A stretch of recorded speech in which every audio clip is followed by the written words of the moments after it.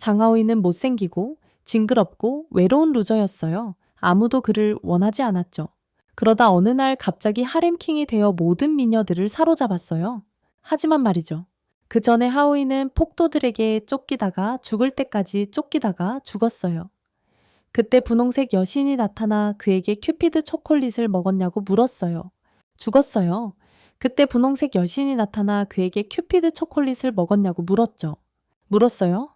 그날 이전에 학교 미녀인 샤가 그에게 다가와 그의 손을 잡고 떨리는 손으로 그의 손을 자신의 배에 가져다 대며 자신이 자신의 아이를 임신했다고 말했어요. 그가 자신을 모른다고 말하자 모든 학생들이 격분한 폭도로 변했어요.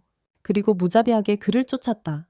그는 나중에 옥상에서 샤와 이 일에 대해 이야기하기로 약속하고 최대한 빨리 달렸다. 다리가 끊어질 듯이. 복도에서 그는 한 번의 재빠른 움직임으로 모든 남자들을 제압했지만 엄청난 여자애들에게는 속수무책이었다. 육상부 주장인 당쇠어는 질투심에 그를 때렸다. 알고 보니 그녀도 샤처럼 착각하고 있었고 그를 자신의 애인이라고 부르기 시작했다. 그것도 모자라 랑위안이라는 세 번째 여자애가 뛰어와서 아무렇지도 않게 그를 껴안고 아이들에게 돌아오라고 애원했다. 하지만 허이는 그녀를 전혀 알지 못했고 아이들도 없었다. 폭도들은 더욱 격분하여 그를 옥상까지 쫓아갔습니다. 그의 애인이라고 주장하는 두 여자아이와 함께 말이죠.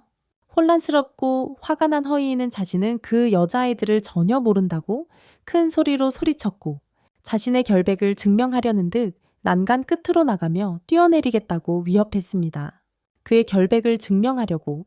하지만 폭도들은 그의 말을 믿지 않고 그를 붙잡으려고 달려들었습니다. 하지만 이 때문에 허이는 난간을 놓았습니다. 그가 죽음으로 떨어지는 순간 위에서 빛의 기둥이 내려왔고 시간 자체를 멈췄습니다. 쿵 하고 바닥에 부딪히는 대신 그의 몸은 부드럽게 땅에 닿았습니다. 분홍색 여신이 그를 바라보았다. 그녀는 그의 옷깃을 잡고 흔들며 그가 큐피드 초콜릿을 먹었다고 소리쳤다. 큐피드 초콜릿을. 이 장면은 헤이이의 기억을 떠올리게 했어요. 혼자 초콜릿 케이크를 본 적이 있던 그때를 어제 옥상에서 따와서 여자애들이랑 같이 먹으려고 가져왔어요. 사랑의 여신 마이타타는 큐피드의 초콜릿을 여자와 함께 먹으면 그들이 그의 연인이었다는 거짓된 기억을 갖게 만들었고 자랑스럽게도 바랐다. 그의 행복. 하지만 허이에게 이 상황은 평생 망했다는 뜻이었다.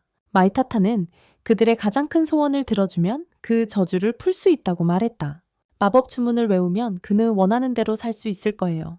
그 후 시간은 정상으로 돌아왔고 옥상에 있던 폭도들은 그의 시체를 확인하려고 아래층으로 뛰어내려갔습니다. 그들을 피해 숨어있던 허이는 몇 시간 전 옥상에서 샤를 만나기로 했던 약속을 떠올리고 최악의 상황을 상상하며 옥상으로 다시 달려갔고 혼자 울고 있는 그녀를 발견했습니다. 다음날 그는 그녀를 병원에 데려가 임신 테스트를 받게 했고 결과가 음성이라는 것을 알고 기뻐서 주먹을 불끈 쥐었습니다. 이에 샤는 뱃속에서 무언가 움직이는 것을 느꼈다고 확신하며 당황했고 다음에는 꼭 임신하게 해주겠다고 약속했습니다. 하지만 허이는 거절하고 대신 그녀를 집으로 데려다 주겠다고 했습니다. 후에 그들은 두 사람은 부유한 저택에 도착했고 거기서 그들은 머리를 조아리는 경비병들에게 인사를 받았습니다. 샤는 허이가 그녀의 부모님 앞에서 자신에게 청혼했다는 거짓 기억을 애정 어린 마음으로 떠올리며 거절당했던 일을 회상하며 그의 열정적인 마음에 감사하다고 말했습니다. 온데에서는 저택 안에서 허이는 가정부에게서 그녀가 아버지의 사업이 확장된 후로 집에 거의 돌아오지 않아 혼자 살고 있다는 말을 듣고 놀랐습니다. 그가 떠나려고 할 때 경비병 한 명이 거실로 들이닥쳤습니다. 학교에서 전화가 왔어요. 헤이가 학교에 젊은 여성을 임신시켰다고요? 아가씨를요? 경비원들이 그를 흠씬 두들겨 팼지만 샤는 그를 사랑한다고 울면서 그가 가난하더라도 결혼은 하겠다고 그리고 다음에 최선을 다해 임신하겠다고 약속했고 그래서 경비원들은 헤이를 다시 끌고 가서 더 때렸습니다. 그들을 피해 그녀는 그를 자신의 방으로 끌고 가 문을 닫았습니다. 헤이는 그녀가 계속해서 경비원들을 불필요하게 자극하자 그녀의 입술을 손으로 막았습니다. 그녀와 가까워진 것을 깨닫고 그는 그녀의 책상으로 비틀거리며 돌아갔고 거기서 그는 작년 달력과 아버지와 함께 식사해서 얼마나 행복했는지 적어놓은 그녀의 메모를 보았습니다. 이 일로 인해 격분한 허이인은 문을 박차고 들어와 가정부가 샤의 아버지에게 전화하는 걸 빼앗았다. 가정부는 샤의 아버지에게 전화를 하고 있었다. 그는 전화범찬 너머로 자신이 샤의 딸을 임신시킨 장본인이며 그래서 만남을 강요했다고 소리쳤다. 하지만 샤의 아버지는 그저 전화를 끊었다. 전화를 끊자마자 헬리콥터와 검은 승용차들이 저택에 도착하여 집주인인 샤의 아버지를 내려놓았다. 집주인 자신이었다. 무장한 군인들과 함께 샤의 아버지가 나타나자 허이인은 공포에 떨었다. 무장한 군인들과 함께 그는 부하들에게 무기를 내려놓고 허이를 때리라고 명령했다.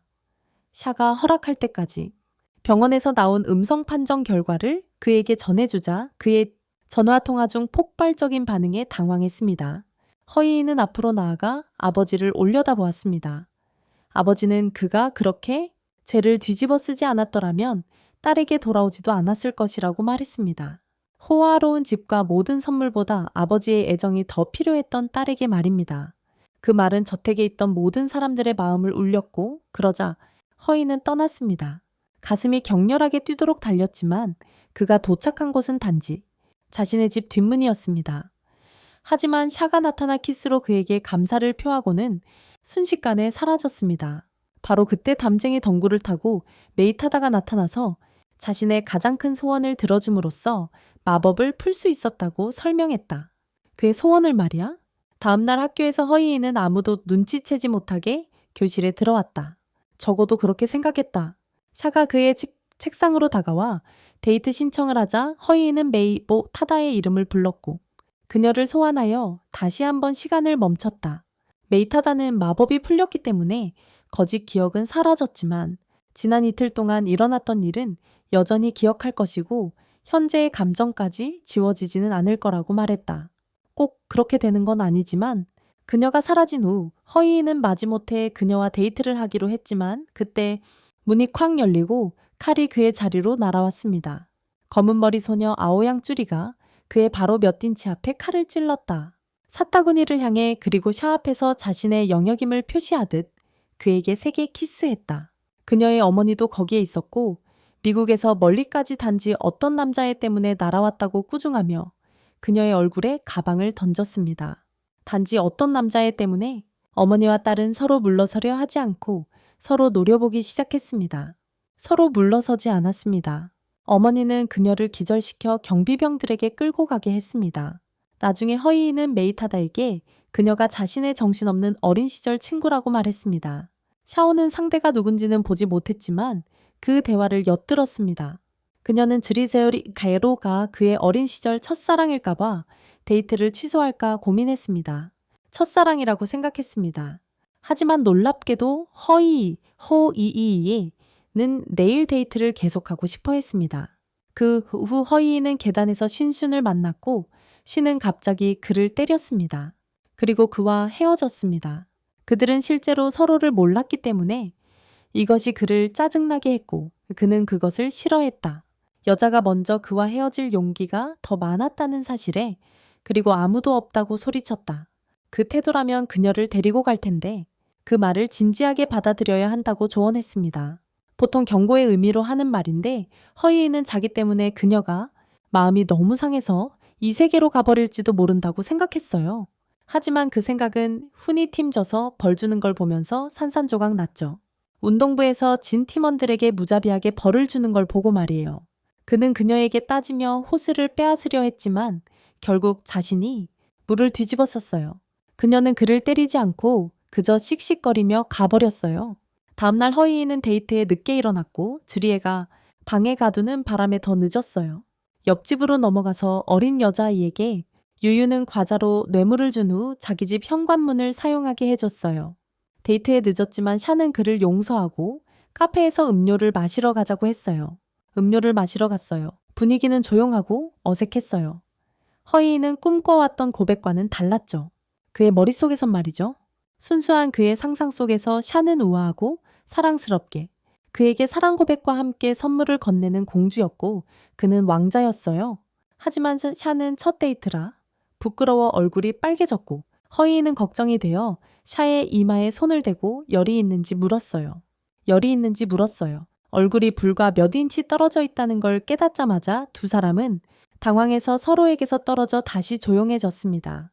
허이는 어색함을 없애기 위해 애니메이션 축제에 가자고 제안했습니다. 하지만 두 사람은 여전히 서로를 곁눈질하며 나란히 걸었습니다. 코스프레하는 사람들의 사진을 찍으며 군중 속을 헤쳐나가면서 말이죠. 놀랍게도 허이는 슈웬이 귀여운 고양이 옷을 입고 카메라 앞에서 포즈를 취하고 있는 것을 보았습니다. 멀리서 자신과 육상부 여자아이들을 본 슈웬은 그를 그리고 샤를 군중으로부터 끌어당겨 개인실로 데려가 사람들이 자신을 보는 것을 어떻게 생각하는지 말했습니다. 그리고 샤를 군중으로부터 끌어당겨 개인실로 데려가 사람들이 자신을 보는 것을 어떻게 생각하는지 이야기했습니다. 귀여운 옷을 입은 그녀는 학교에서 강하고 독립적인 여자라는 평판을 망칠 거예요. 라고요? 하지만 허이는 그녀의 고민을 이해하지 못하고 진짜 모습을 보여주라고 말했어요. 다른 사람들에게 그때 사회자가 스피커를 통해 여성 코스프레 대회가 곧 시작된다고 알렸지만 서원에게는 불행하게도 항상 혼자였기 때문에 참가 자격이 없었어요. 이 문제를 해결하기 위해 샤는 세 사람이 함께 팀을 이뤄 대회에 참가하자고 제안했어요. 서원은 신이 났고 마지못해 참가하던 허이를 귀여운 트랩토끼로 만들었어요. 대회에 서원은 신이 났고 마지못해 참가하던 허이를 귀여운 트랩토끼처럼 만들었어요. 인물 다른 칸에 숨어있던 쉬리서리가 뒤에서 그를 사진으로 찍었다. 그가 얼마나 귀여운지에 끌려서 시우엔이 소리쳤어요. 샤와 허이가 달려와 그녀에게 다가갔고 그녀의 의상이 발견되었어요. 구멍이 숭숭 뚫려 옅어 있어 명백한 방해 행위였고 설상가상으로 그것은 그녀가 자신을 위해 만든 첫 번째 의상이었기에 그녀는 너무 마음이 아파서 도망쳤습니다. 이 일로 허이는 무슨 일이 있어도 대회에서 이기겠다고 마음먹었지만 그 전에 작전을 짜면서 화장실에 다녀왔습니다. 네이타다 하다가 갑자기 나타나 그의 행동이 궁금했고 그는 놀랐습니다. 남자 화장실에 있었거든요. 그녀의 모습에서 영감을 얻은 그는 그녀까지 계획에 끌어들였습니다.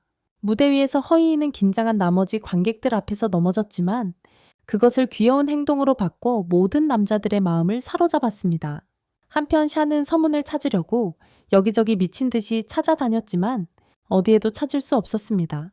나중에 메인 이벤트에서 허이는 공연을 지연시키려는 모든 노력에도 불구하고 다시 무대에 홀로 섰고 샤가 서문을 찾은 후 관객들에게 짧은 노래를 불렀지만 서문을 보고 싶어 했던 그들은 그 노래를 좋아하지 않았습니다. 그들 모두는 몰랐지만 그녀는 무대 바로 위에서 모든 일이 펼쳐지는 것을 지켜보고 있었습니다. 슬픈 눈. 관객들의 술에 취해 허이는 자신의 고통을 드러냈고 정체를 숨기려 했지만 그는 사실 이런 그녀의 모습이 가장 진실된 것 같아서 사랑한다고 고백했습니다. 그녀를 부르며 서원이 위에서 떨어졌지만 바닥에 닿기 전에 이상한 빛이 그녀와 허이의 옷을 변화시켰고 그녀는 그의 품에 떨어졌습니다. 관객들은 너무 좋아해서 현장에서 바로 우승자로 선포되었고 그의 품에 안겼습니다. 경연이 여성부 경연이었음에도 불구하고 관객들은 너무 좋아해서 현장에서 바로 우승자로 선포했습니다. 마이타타는 마법으로 그들을 제때 구했기에 안도의 한숨을 쉬었습니다. 두 사람이 괜찮다는 것을 보고 위에서 내려온 안도감. 서문은 여전히 마법에 대해 회의적이었고 하이에게 정확히 무슨 일이 일어났는지 설명해 달라고 했지만 그는 그녀에게 대답할 수 없었다. 주리에가 무대 뒤편에 서서 질투심에 그들을 갈깃갈깃 찢어놓으려던 참이었는데 그녀가 몇몇 여자아이들이 하이가 얼마나 귀여운지 자기 팀에 있었으면 좋겠다고 하는 이야기를 엿들었다. 그녀는 거대한 칼을 끌며 살기등등한 눈빛으로 그들 쪽으로 성큼성큼 걸어갔다. 그녀가 다가오자 여자아이들은 조용해졌고 그녀가 그들을 배자 비명을 질렀다. 하이와 서문은 공연 후 대기실에서 만나 누가 먼저 그들을 공격했는지 다퉜다. 제가 먼저 갈아입겠습니다. 서문이 그를 밀자 둘의 옷이 사라졌고 서문은 그를 전에 입었던 평상복과 함께 방에서 내쫓았습니다. 옷을 갈아입은 후 그는 메이타텍에 감사를 표하며 그녀를 얼굴을 붉게 만들었습니다. 그가 자신을 친절한 눈으로 바라보자 인간의 마음이 작용하는 방식이 이상하다고 생각했습니다. 그녀는 그가 자신을 친절한 눈으로 바라보는 방식이 이상하다고 생각했습니다. 다정한 눈으로 말이죠. 나중에 자야는 복도에 수줍게 나타나 집에 갈 수 있냐고 물었습니다. 지금요? 허이는 그가 자신을 잊고 서문을 초대했다는 사실을 믿을 수 없었습니다. 함께 가자고요? 하지만 그녀는 츤데레였기에 감정을 정리할 때쯤엔 문 앞에 아무도 없었습니다. 그녀의 감정을 정리했을 때는 이미 아무도 그녀의 문 앞에 기다리고 있지 않았습니다. 그동안 희이와 지아는 교차로에서 작별 인사를 했다. 왜냐하면 희이 때문이다. 이이는 시원과 이야기하고 싶어 했고 지아는 조금 질투가 났다. 시웬이 마침내 도착했을 때 그는 그녀를 불러 그의 집에서 잠시 머물 것을 제안했지만 그녀가 츤데레였고 그가 상황을 고려하지 않은 바보였기 때문에 잘 되지 않았습니다. 그는 그녀의 반응을 무시했습니다. 어차피 마법은 이미 풀렸다고 생각했기 때문입니다.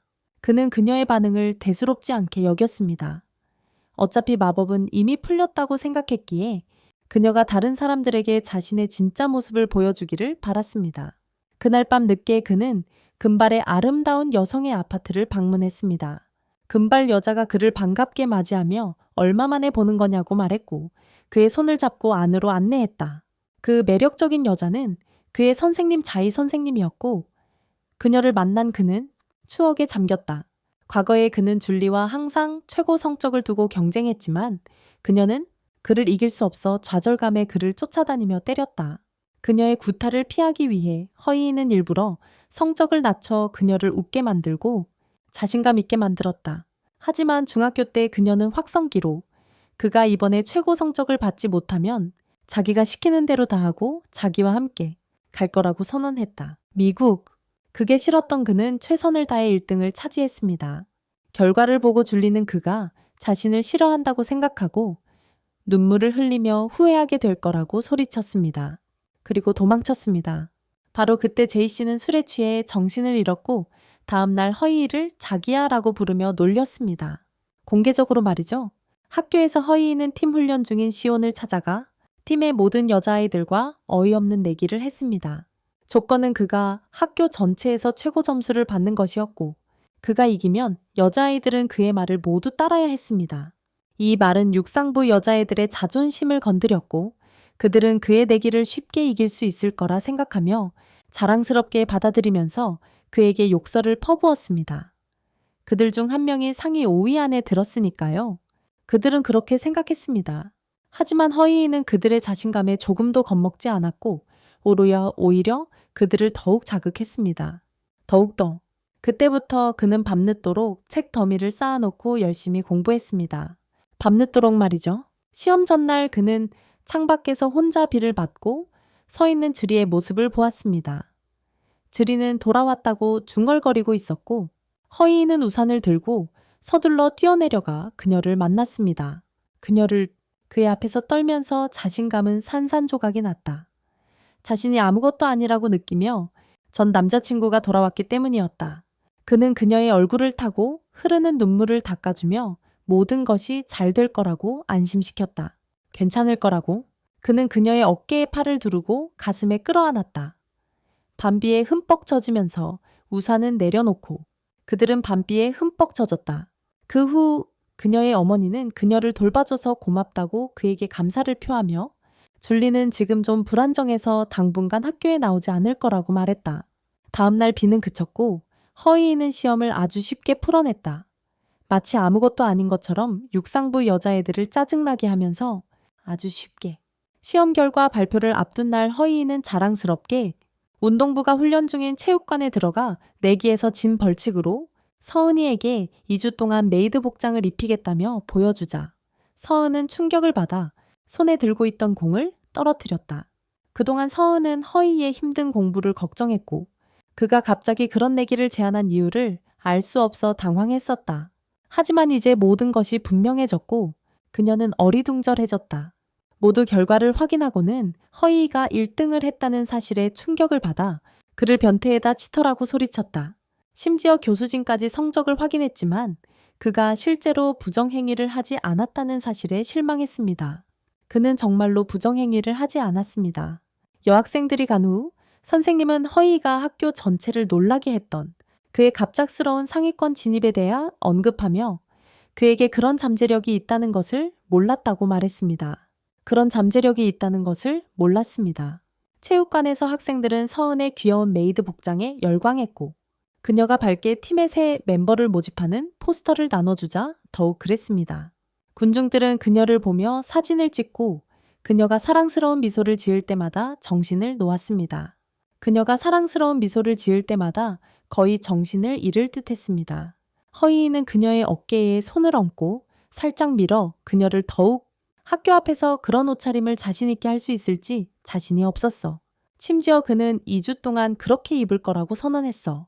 왜냐하면 그의 생각에는 이것이 그녀의 강한 성격과 새로운 귀여운 면을 균형 있게 보여주는 평판을 만들어줄 거라고 생각했거든. 그녀의 강한 성격과 이 새로운 귀여운 면을 조화롭게 만들어줄 거라고 생각했어. 한편 린 이윙은 뒤에서 질투심 어린 눈으로 그들을 지켜보며 속으로 중얼거렸어. 헤이는 자신과 아이들을 잊었다고. 헤이가 자신과 아이들을 잊었다고 속으로 생각했어. 옥상에서 샤가 헤이와 메이가 주문이 풀린 것에 대한 대화를 나누는 중간에 나타났어. 그들의 대화 중간에 나타났어. 물론 그녀는 여전히 여신을 볼 수 없었고 헤이를 똑바로 쳐다봤어. 헤이는 옥상에서 그냥 쉬고 싶어서 왔다고 태연하게 거짓말을 했어. 너무 더워서. 흐는 헤이가 준 하녀 복장을 그의 얼굴에 던져 등장했고 사이즈가 너무 작다고 말했고 그녀를 위해 골라준 샤는 두 사람만 남겨두고 당황해서 도망쳤다. 헤이는 화를 피하려고 애교를 부렸고 흐는 웃었다. 돌아서면서 조금 변태 같았지만 그가 자신을 얼마나 행복하게 하는지 말했다. 조금 변태 같았지만 그 후 복도에서 메이는 헤이에게 줄리가 어젯밤 빗속에서 이야기했던 남자가 누구냐고 물었다. 그녀가 중얼거렸던 남자는 그녀의 전 남자친구이며 그가 아니었더라면 그녀는 지금과 같은 처지가 되지 않았을 거야. 대화 후 두 아이가 그의 뒤에서 아빠 하고 부르며 그를 바닥에 넘어뜨렸다. 그들의 뒤에는 자신의 아이들과 허이를 향해 씩 웃고 있는 임원이 서 있었다. 아이들의 아버지인 허이를 향해. 순결했던 허이에게 불가능한 일이 일어났다. 충격으로 영혼이 이탈할 뻔했지만 메이가 그를 현실로 되돌려 놓았다. 그를 현실로. 두 아이 샤오민과 샤오홍은 허이와 임원을 빼닮았고 큰 순수한 눈으로 허이를 쳐다보았다. 강희이가 아이들 앞에 무릎을 꿇고 밖에서는 강 삼촌이라고 부르라고 했어요. 그리고 엄마와 함께 학교 정문에서 만나겠다고 대신 과자를 주겠다고 약속했어요. 아이들이 간 후 메이는 충분한 시간이 지나면 마법이 사람들의 소원을 이루기 시작해서 그들의 환상과 망상을 현실로 만들 것이라고 설명했어요. 그 말은 두 아이가 마법으로 만들어져서 육체적인 형태를 얻었다는 뜻이었어요. 학교 정문에서 원은 사무실로 오라는 전화를 받았고 그래서 아이들에게 가만히 있으라고 지시하고 전화를 받으러 갔지만 아이들은 놀다가 헤어졌어요. 나중에 그녀는 아이들을 잃어버린 것에 대해 허이에게 사과했지만 그는 아이들에게 아무 일도 일어나지 않을 거라고 그리고 아이들을 찾으려면 따로 흩어져서 찾아야 한다고 그녀를 안심시켰다. 아무 일도 없을 거라고 아이들을 찾으려면 따로 흩어져서 찾아야 한다고 말했다. 오자렘 학교 건물 밖에서 샤는 어린 소녀 샤오홍을 찾았고 그녀가 허이인 줄 모르고 그녀의 삼촌 지향을 찾는 것을 도왔다. 개입? 한편 어린 소년 샤오밍은 학교 전체를 돌아다니며 소란을 피우고 있었다. 마치 악마를 물리치는 영웅인 척하며 결국 여자 화장실에 몰래 들어갔다. 베아동빙. 허이는 문틈으로 그를 보고 또 말썽을 피우겠다고 생각했고 그냥 갔지만 탕슌이 그를 잡아 변태라고 비난했다. 곧 학교 전체가 다시 그를 몰아붙였지만 도울 수 있다고 생각해서 샤오밍은 그를 구하려고 달려들었지만 결국 순의 치마를 잡아당겼습니다. 대신에 순은 이 일을 허이에게 풀었고 여자아이들에게 그를 벌하게 했습니다. 한편 순은 사람들이 빠져나갈 때까지 학교 정문에서 참을성 있게 기다렸고 혼자 남았습니다. 하지만 지평선 너머에서 허이는 두 아이를 무사히 데리고 나타났습니다. 네이타다는 그의 뒤에 나타나 주먹으로 그의 등을 살짝 치며 잘했다고 칭찬했지만 그는 어깨 마사지를 해주는 게 더 편할 거라고 말했습니다. 여신을 볼 수 없었던 수는 그가 자신에게 부탁하려는 것이라고 생각했습니다. 그리고 일어나서 그를 마사지해 주었다. 그래서 허이는 분위기를 바꾸려고 다른 화제를 꺼냈다. 그는 아이들의 나이를 바탕으로 간단한 수학 문제를 내주며 그녀에게 이치를 깨닫게 했다. 7, 8년 전에 아이들이 태어났다면 그때 그와 위안은 12살이었을 것이다. 아이를 낳았을 때. 하지만 위안은 그 점에서 문제를 발견하지 못했고 여전히 그들이 자신의 아이들이라고 믿었다. 네이타다는 이런 상황이 계속된다면 그녀가 상호작용하는 모든 사람들도 마법의 영향을 받아 기억이 흐릿해질 것이라고 설명했다. 위안의 어머니 샤오신이 위쪽으로 날카로운 칼을 던졌을 때 그것은 확실히 사실이었다. 그들이 문에 도착하자마자 그의 머리를 쳤다. 그녀는 그의 옷깃을 잡고 제대로 어머니라고 부르라고 협박했다. 아주머니가 아니라면서 위험한 칼을 휘두르며 며칠 동안 오지 않은 것을 욕했다. 며칠 동안 오지 않았다고? 그는 그들의 작고 허름한 아파트에서 함께 식사하도록 초대받았다. 저녁 식사 후 허이와 위안은 설거지를 하다가 손이 스쳤고 둘 다 얼굴을 붉히며 서로에게서 시선을 돌렸다. 일을 마친 후 허이는 아이들의 숙제를 도와주고 위안의 말대로 아이들을 재웠다. 거실에서 허이는 저녁 뉴스를 듣고 있었는데 위안이 나타났다. 짧은 잠옷을 입고 그에게 엄마가 안 돌아올 것 같으니 같이 자자고 했어요. 하지만 샤가 일요일에 회주놀이공원에서 데이트하자는 전화를 해서 위기를 모면했죠. 그곳은 회주놀이공원이었어요. 허이는 그 제안을 받아들였습니다. 하지만 그걸 엿들은 위안은 그에게 자신과 아이들도 데려가겠다고 약속하게 만들었어요. 물론 갑작스러운 책임감에 당황한 그는 마지못해 동의하고 샤에게 데이트를 취소하겠다고 전화했습니다. 하지만 그는 가정부의 말 늘 외로워하는 그녀의 말을 떠올렸습니다. 그리고 이번에는 늦지 않겠다고 거짓말을 했는데 그녀는 매우 기뻐했습니다. 일요일 허이는 두 데이트를 모두 성공시키겠다고 결심하고 각각 1시간 간격으로 작전을 시작할 계획이었습니다. 오전 9시에 그는 위안과 아이들을 데리고 대관람차를 탔지만 너무 높아서 무서워서 모르는 여자 다리에 매달렸고 그 여자친구의 화를 돋우고 위안의 혐오감을 샀습니다. 놀이기구를 탄 후 그는 30분 만에 놀이공원의 모든 놀이기구를 엄청난 속도로 타고 너무 멀미가 나서 근처 게시판에서 토했습니다. 그가 끝내자 메이타타는 그를 격려하기 위해 간식을 잔뜩 주었지만 그는 그것을 거절하고 액션 영화처럼 샤와의 만남 장소로 달려갔습니다. 평범한 여자애들처럼 늦을 줄 알았는데 놀랍게도 그녀는 수줍은 반응으로 보아 분수대에서 이미 그를 기다리고 있었다. 허이는 그녀가 자신의 마음을 고백하려는 줄 알았지만 그들의 사진을 찍고 싶어하는 거리 사진작가 때문에 방해를 받았다. 두 사람 모두 서로에게 어색하게 굴었기에 사진작가는 그들에게 커플이라고 생각하며 더 다정하게 포즈를 취해달라고 부탁했다. 샤는 카메라를 위해 허이에게 가슴을 기댔지만 그녀의 모자가 바람에 날아갔다. 허이가 그것을 잡아주자 샤는 발끝으로 서서 그에게 키스했다. 몇 시간 후 그는 그것이 다시 큐피드 초콜릿의 효과인가 궁금해했다. 하지만 메이타타는 그를 바보천치라고 불렀어요. 큐피드 초콜릿이 샤의 마음과 아무런 상관이 없었기 때문이죠. 샤의 그에 대한 마음과는 아무런 관련이 없었거든요. 시간을 확인한 뒤 허이는 선물을 찾으려고 서둘렀지만 결국 정동이라는 오랜 친구를 만났어요. 그는 주리의 전 남자친구인 디위가 미국에서 돌아왔다고 말했죠. 그도 주리를 좋아했지만 정동은 허이에게 이번에는 주리를 꼭 지켜주겠다고 맹세하게 했어요. 유주가 다시 주리를 해치지 않도록 말이죠. 바로 그때 허이는 여자친구들과 쇼핑을 나온 시엔을 만나 그녀와 말다툼을 벌였어요. 그리고 그것도 모자라 샤가 그에게 전화를 걸어왔어요. 목숨이 위태로운 상황에서 허이는 샤를 돌봐달라고 서은에게 부탁하고 자신은 돌아왔다. 아이들을 즐겁게 해주려고 원에게 봉제 고민형을 가지고 아이들을 격려하기 위해 그는 부모 자녀 퀴즈에 참가하여 상품을 획득했다. 허이는 모든 문제를 너무 쉽게 풀어서 경쟁자들은 포기했고 심지어 진행자도 압도당했다. 결국 식사권을 상품으로 받아 아이들에게 아이스크림을 사주었다. 구석에서 그들을 지켜보던 원과 허이는 음료와 아이스크림을 함께하며 다정한 대화를 나누었다. 원은 그가 아이들을 돌보는 모습이 매우 다정하다고 말했는데 사실 그는 소득이 좋고 자신이 아는 어떤 사람처럼 내성적이라고 했어요. 허이는 그 실수를 놓치지 않고 그녀가 말한 사람이 바로 그녀의 아버지라는 것을 금방 알아챘습니다. 그는 그녀에게 아버지가 어디 있는지 물었고 그녀는 화가 나서 테이블을 탁 치며 눈물을 흘렸습니다.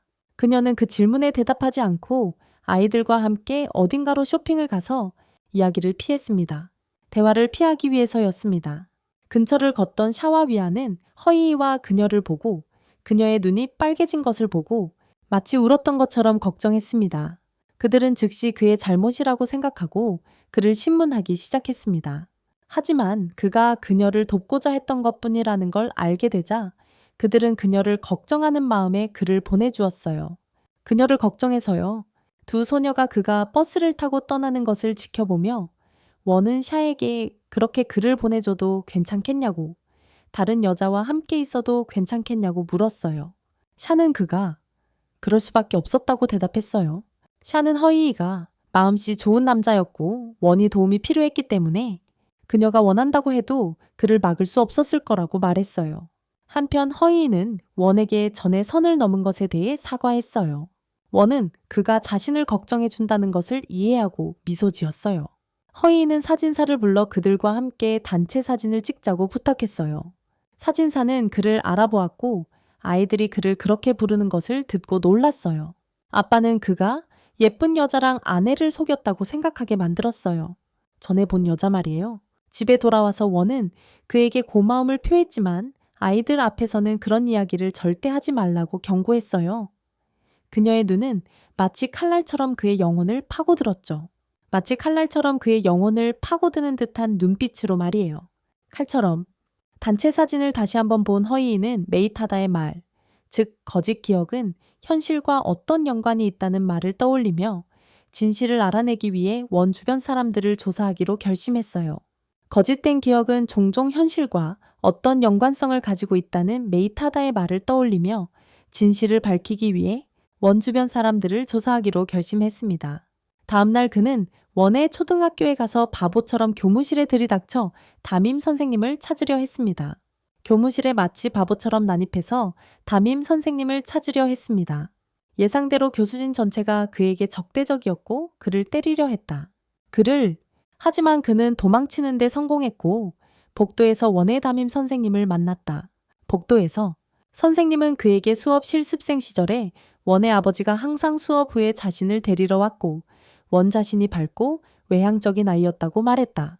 하지만 어느 날 아버지는 그저 착한 아이가 되라는 말만 남기고 등을 돌려 돌아오지 않았다.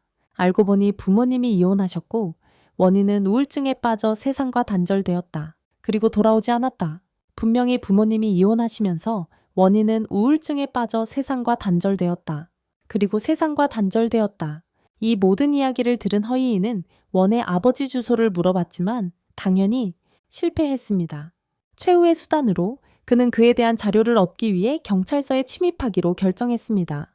그는 살금살금 다니며 경비원의 눈을 피하기 위해 불을 껐고 소름 돋게 문을 열고 그의 뒤로 살금살금 다가가 파일을 얻으려 했습니다. 물론 그것은 잘 끝나지 않았습니다. 적어도 그가 실제로 그곳에 배치된 경비원을 몰랐다면 말입니다. 그 경비원 여는 그의 절친이었고 원의 기록에 접근하는 것을 도왔지만 두 사람 모두 그들의 데이터에 그의 아버지에 대한 기록이 없다는 사실에 놀랐습니다. 그는 허이에게 이것은 보통 그들이 해외로 떠났을 가능성을 의미한다고 말했습니다. 그래서 허이는 혹시 다른 걸 발견하면 자신에게 전화하라고 연에게 부탁했습니다. 집에 돌아온 그는 식탁에서 심각한 표정으로 기다리고 있는 부모님을 발견했습니다. 부모님은 곧 그들이 찾아올 것이라고 경고했습니다. 잠시 후 리무진이 그들의 아파트 앞에 불길하게 도착했습니다. 그리고 서리는 문을 박차고 들어왔습니다. 장갑을 벗은 그녀는 주저없이 허이를 부모님 앞으로 끌고 갔습니다. 그의 방으로 데려가 침대에 밀어붙인 그녀는 그와 함께 자고 싶어 했습니다. 함께 자고 싶어 했습니다. 허이는 몇 시간 동안 화장실에 숨어 서리가 잠들기를 기다렸습니다. 그리고 그녀가 잠들자 그는 그녀의 가슴에 담요를 덮어주며 그때를 떠올렸습니다. 서리가 자기를 좋아해서 과자를 선물했을 때, 차가운 방바닥에서 밤샘 작업을 하기로 결심했을 때 야한이 갑자기 그에게 우지아의 연락처 10개를 찾았다고 전화해서 서리까지 깨울 정도로 그를 흥분시켰다. 다음날 수업 시간에 허이이는 얀이 적어준 번호들을 하나씩 걸었고 번호를 바꿔가며 전화를 걸자 미친 사람들만 받았다. 다음 번호로 목록의 마지막 번호는 우지아의 번호였지만 허이이가 처음 전화했을 때 그는 받지 않았다. 그날 후에 잠시 눈을 붙인 후 허이인은 다시 그의 번호로 전화를 걸었다. 이번에는 그가 식료품점에 있는 동안 죽게 되었어요. 그는 사위라고 자신을 소개하며 덤덤하게 자신과 유언이 이미 두 아이를 낳았다며 그를 집으로 오게 했어요. 하지만 유지아는 그에게 예상치 못한 충격적인 사실을 말했죠. 유언이 사실 그의 친딸이 아니라는 말에 허이는 그 순간 가슴이 철렁 내려앉았어요. 그 말을 듣는 순간 상황이 감당하기 어려워 보였지만 그는 계속해서 나아가기로 결심했어요. 그리고 그녀의 어머니에게 물어보기로 했죠. 그들의 아파트에서 그는 열린 문 너머로 그들이 다투는 소리를 들었어요. 신이 유지아의 사진을 버리라고 소리쳤어요. 그의 친아버지는 오래전에 돌아가셨어요. 하지만 이 일로 유언은 아이들을 데리고 눈물을 흘리며 도망쳤습니다. 그 다음에 허이는 아파트에서 쫓겨났고 신은 그와 말조차 하려 하지 않았습니다. 심지어 말도 걸지 않았습니다. 그 소란을 보고 한 할머니가 그에게 궁금한 것을 알려주었습니다. 알고 싶은 것을 말이죠. 모든 것을 알게 된 그는 슬픔과 후회에 잠겨 마이타덱에 유언의 가족에 대한 진실을 말했습니다. 유언의 친아버지 샤오이는 경찰이었습니다. 그들의 시민 결혼식 날 그는 긴급 상황으로 호출을 받았습니다. 그날 긴급 상황으로 출동 요청을 받았습니다. 상황이요. 신은 아이를 기다리며 그를 온 마음으로 기다렸지만 관 속에 돌아온 그를 보고 가슴이 무너졌습니다. 그는 순직했고 그녀를 사랑했던 임유진은 부모의 반대에도 불구하고 그녀를 돌보고 결혼까지 했습니다. 부모에게서까지 버림받을 정도로 극심한 반대를 무릅쓰고 말이죠. 수년간 부모님의 실망을 감수하면서까지 결국 그는 무너져 눈물을 흘리며 신과 이혼했습니다. 그를 아버지로만 알았던 유언이는 그 일로 너무나 마음 아파서 수년이 지난 지금까지도 그의 사랑을 그리워하고 있습니다. 그의 사랑을 그리워하고 있습니다. 헤이는 이 모든 걸 알게 된 지금 무엇을 해야 할지 몰랐다. 반면 마이타다는 유지가 수년이 지난 후에도 여전히 개인 전화번호를 가지고 있다는 점을 지적했다. 마음속으로 여전히 그들을 걱정했기 때문이다. 그들의 안부를 여전히 걱정했기 때문이다. 그들은 이 때문에 헤이는 그들 모두에게 화를 터뜨렸다. 그는 자기 일이 언제든 목숨을 앗아갈 수 있다는 걸 알면서도 결혼을 결심한 샤오이에게 화가 났고 유지가 그의 결혼을 제대로 보지 못하고 상황이 나빠지자 그냥 떠난 것에 화가 났다. 그의 결혼 생활을 제대로 파악하지 못하고 상황이 악화되자 그냥 떠난 것에 화가 났다. 마이타다는 그의 시각에 동의하지 않았고 경찰관의 직업이 위험하다는 이유만으로 그들이 행복할 권리가 없다는 것을 의미하지 않는다고 주장했다. 가족? 그는 유지가 무너진 가족의 짐을 짊어진 것을 칭찬하며 오랜 세월 자신의 사랑으로 유언이를 친딸처럼 키웠다고 말했습니다. 하지만 헤이는 그 말을 모두 들으려 하지 않고 씁쓸한 표정을 지으며 집으로 돌아갔다. 얼굴을 찡그리며 가족과 저녁도 먹지 않고 방에 틀어박혀 있었다. 그는 분노에 화가 나서 물건을 바닥에 던졌지만 액자에 넣은 단체 사진을 보고 유언과 아이들과 함께 찍은 사진도 바닥에 떨어졌고 그는 땅에 주저앉았다. 그리고 그는 자신이 부모님께 화를 내는 게 얼마나 바보 같은 짓인지 깨달았어요. 창문이 열린 틈으로 그의 사과를 엿들은 마이타다가 그를 격려하려 했다. 다음날 헤이는 유지에게 전화를 걸어 상황을 이해했다고 말했습니다. 그리고 그에게 남자답게 너무 쉽게 포기하지 말라고 일깨워 주었어요. 결국 유언은 여전히 그의 사랑을 바랐고 죄책감은 그녀의 가족을 붙잡아 두려 애썼죠. 함께 유지는 이 대화를 준비되지 않았고 전화를 끊었지만 헤이는 그가 몇 번이나 거절했음에도 불구하고 계속해서 그에게 전화를 걸었어요. 그리고 또 어느 날 그와 유언은 아이들을 학교에서 데려와 풍경화를 그리러 갔어요. 하지만 길을 건너던 중 그들을 기다리는 위험이 있었죠. 트럭은 이 세계로 사람들을 보내는 걸 잠시 쉬고 유언을 향해 돌진했어요. 잠시 후 구급차가 와서 부상자들을 데려갔어요. 그때 유지는 헤이에게서 유언이 자동차 사고 소식을 듣고 자리에서 벌떡 일어났다. 다시는 그녀를 못 볼까봐 두려워서. 유지는 채 뛰어올라 병원으로 달려갔지만 병상은 비어 있었고 의사는 고개를 저으며 환자가 너무 젊다고 중얼거렸다.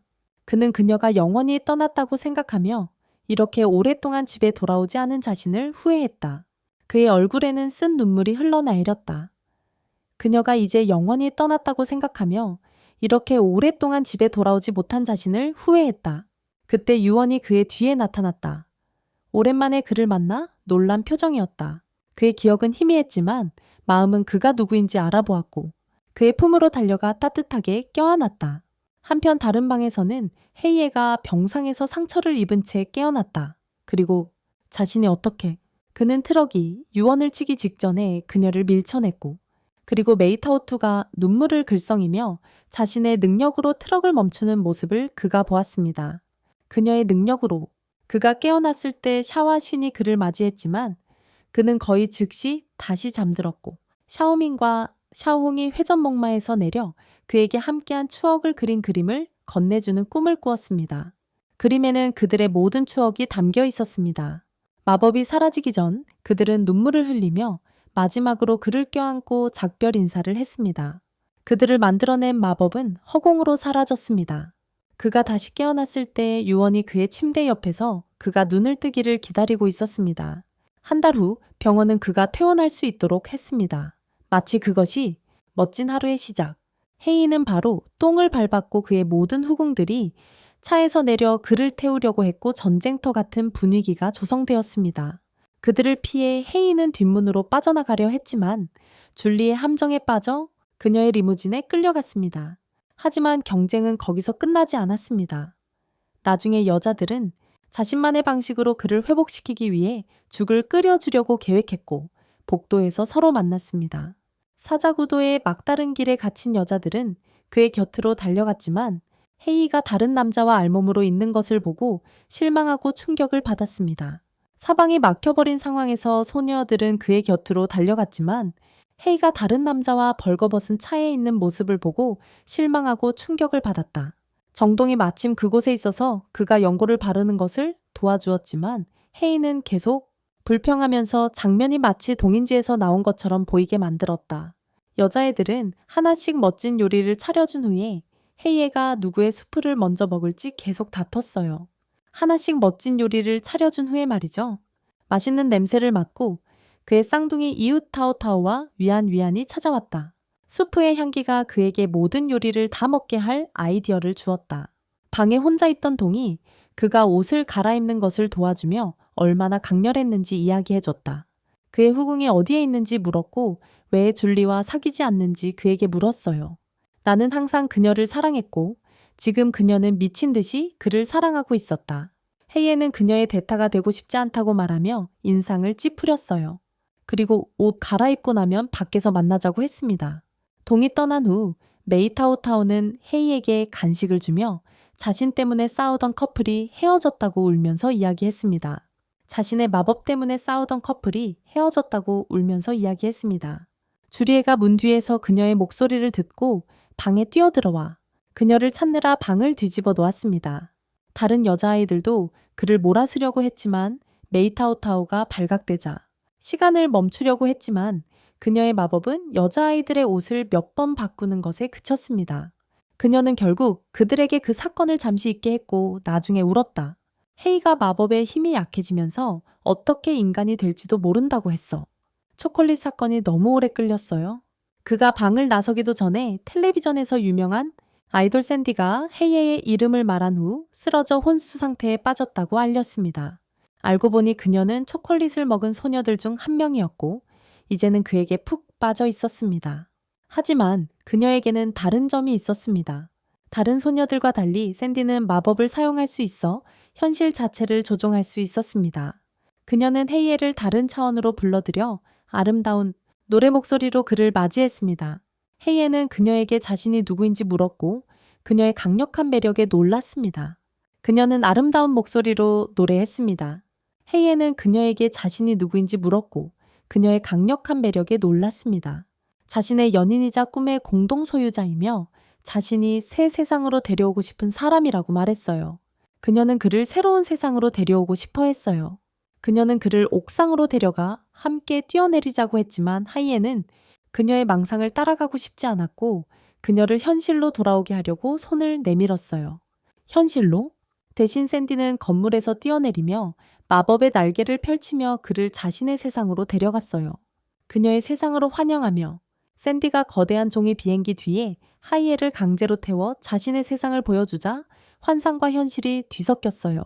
자신의 세상을 바닷속 생물들이 파란 하늘을 자유롭게 헤엄치고 거대한 고양이들이 그녀가 원하자 도시 건물들, 심지어 하늘까지도 조각조각 쪼개졌습니다. 그녀가 마이타다는 헤이에게 자신이 상상하는 세계 안에 있다고 그러니 진정하라고 말했습니다. 하지만 그 말로는 그를 안심시키기에 충분하지 않았습니다. 거대한 나무에 던져지고 그 속에서 다른 차원으로 가는 포털을 본 순간 특히 그랬습니다. 거대한 나무 속에서 다른 차원으로 이어지는 포털을 보았습니다. 샌디는 다른 세계로 가자고 했지만 차원을 넘나들면 인간으로 남을 수 없을까봐 두려워했고 대신 아이스크림을 사 먹자고 제안했습니다. 차원을 넘나들면 인간으로 남을 수 없을까봐 두려워서 대신 아이스크림을 사 먹자고 했습니다. 하지만 그들의 모험은 차가운 유제품 디저트로 끝나지 않았고 헤이는 놀랍게도 물속에서 숨을 쉴 수 있는 수족관으로 이동했습니다. 마치 공중에 떠 있는 것처럼 갖가지 바닷속 생물들이 그의 주위를 헤엄쳐 다녔고 샌디는 그의 손을 잡고 그들 앞의 풍경에 감탄했습니다. 하지만 이것은 그녀를 더 슬프게 만들었습니다. 둘 외에는 세상에 아무도 없었고 이 모든 아름다운 순간들을 함께 나눌 사람이 없었습니다. 수면 위로 올라오자 샌디는 다시 그에게 자신과 함께 다른 세상으로 떠나고 싶냐고 물었습니다. 하지만 헤이에가 그녀의 손을 뿌리치고 슬픈 눈으로 그녀를 바라보았습니다. 눈물이 그녀의 얼굴을 타고 흘러내렸고 그녀의 세상은 무너지며 색깔을 잃었습니다. 그녀가 자멸하는 것을 막기 위해 헤이에는 그들이 떠나는 것이 좋겠다고 제안했다. 내일 함께 다른 세상으로 가며 샌디의 얼굴에 잠시 미소를 띠게 한다. 현실로 돌아와 마이타다는 그의 결정에 대해 걱정된다고 말했다. 왜냐하면 샌디가 전에 만난 것은 단지 그녀의 영혼이었고 그녀의 몸은 아직 의식을 잃은 상태였다. 병원. 그래서 그녀의 영혼이 저승으로 넘어가면 다시 돌아올 수 없다는 뜻이었어. 등 뒤로 넘어가면 몸이 무기력해질 거야. 당연히 헤이에게는 마음에 들지 않았어요. 그래서 그는 생각할 시간을 갖고 싶어 했어요. 그녀가 현실 세계에 머무르고 싶게 만들기 위해서 그날 밤 늦게 그가 샤워를 마치고 나오자 샌디가 그의 방에서 그를 기다리고 있었다. 침대에 누워 그에게 1등 팬이라고 쓴 노래를 선물했어요. 처음부터 지금까지. 하지만 그는 자신이 그녀의 기억 속 인물이 아니라는 것을 알기에 선물을 받을 수 없었어요. 그럼에도 그녀는 선물을 건네주고 창문으로 떠났어요. 샌디가 내일까지 기다리지 않을 것 같아 메이타다는 더욱 걱정했어요. 그래서 그녀는 헤이에의 위험한 계획에 동의했죠. 사랑의 여신으로서의 모든 것을 잃을 각오를 하고 모든 것을 잃을 위험을 무릅쓰고 상상 속 세계에서 샌디는 마법나무에 움푹 들어간 곳에 있는 차원문 옆에서 헤이에를 기다렸고 그를 보자마자 그의 품에 안겼어요. 하지만 그가 함께 가지 않겠다고 말하자 그녀의 눈빛은 흐릿해졌어요. 하지만 그는 그녀를 현실로 데려오고 싶어 했습니다. 그녀는 고통스럽고 추한 현실 세계를 벗어나 아름답고 순수한 것들만 존재한다고 믿는 저편으로 건너가고 싶어 했습니다. 하지만 하이에 HA에는 그녀에게 어떤 세계에 가든 아름다움과 추함은 함께 존재하며 그녀는 그것을 받아들여야 한다고 말했습니다. 이 말을 들은 샌디는 하이에에 대한 모든 기대가 무너지며 그가 자신이 알던 충실한 조력자가 아니라고 소리치며 눈물을 흘리며 포털로 뛰어들었습니다. 하이에는 그녀를 따라 저편으로 가면서 소리쳤고 그가 그녀를 따라 반대편으로 가면서 터널을 통과할 때 하이가 비명을 질렀다. 어린 소년이 더 어린 샌디를 만난 기억 그의 본명은 유심이었다. 터널 끝에서 그는 샌디가 상상했던 다른 세계에 혼란스러워했다.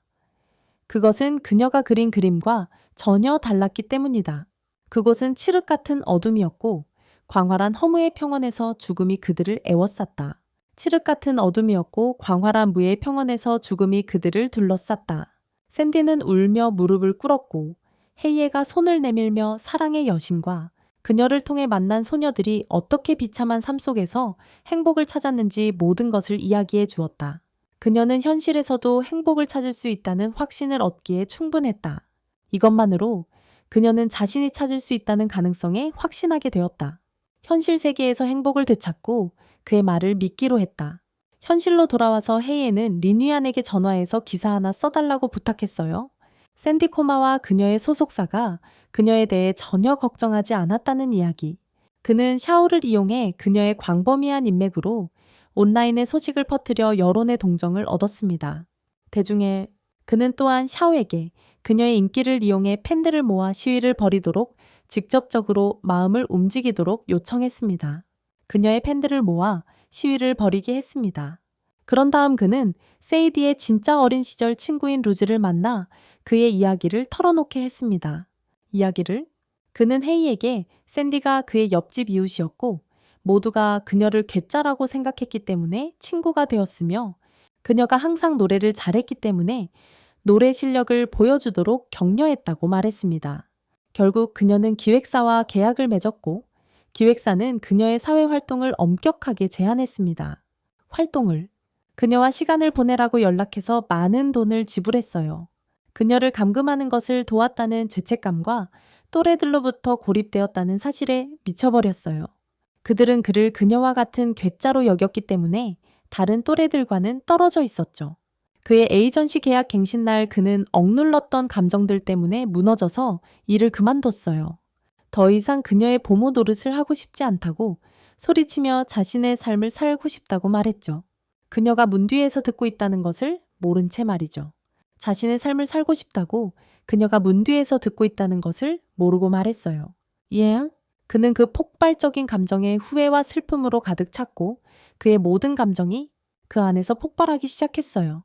샌디가 자신의 죽음을 생각하고 있다는 것을 알게 된 헤이에는 샌디 담당자인 왕 요원에게 지의 이야기를 담은 녹음을 들려주며 그를 폭로해 경력을 끝장낼 것이라고 협박했지만 커피를 마시며 아무렇지도 않아 했습니다. 그는 아무렇지도 않았습니다. 하지만 이것은 헤이의 계획의 시작에 불과했습니다. 왕 요원은 긴급 전화를 받았습니다. 지의 부모님이 와서 샌디의 계약 갱신을 막으려 한다는 내용이었습니다. 그래서 그는 헤이의 협박을 더 심각하게 받아들이고 그의 조건을 물었습니다. 하지만 헤이는 단지 샌디의 자유를 돌려주고 그녀가 자신의 삶을 살고 친구를 사귈 기회를 주라고만 했습니다.